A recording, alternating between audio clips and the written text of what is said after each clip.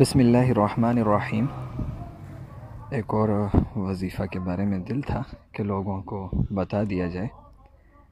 وہ یہ کہ بسا اوقات آج کل لوگ بہت زیادہ پریشان ہوتے ہیں لڑکے یا لڑکی کے رشتے کے بارے میں، اس کو لے کر پریشانیاں ہوتی ہیں، کوئی مسائل ہوتے ہیں کہ رشتہ ہو نہیں پاتا۔ تو اس کے بارے میں وظیفہ یہ ہے کہ عشاء کی نماز کے بعد 11 مرتبہ یا لطیف ہو 11 مرتبہ اور اول اور آخر 11 مرتبہ درود شریف پڑھ لیا جائے۔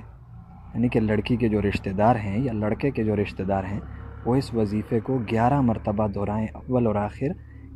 یعنی کہ 11 دفعہ درود شریف بھی پڑھ لیا کریں، یا لطیف ہو۔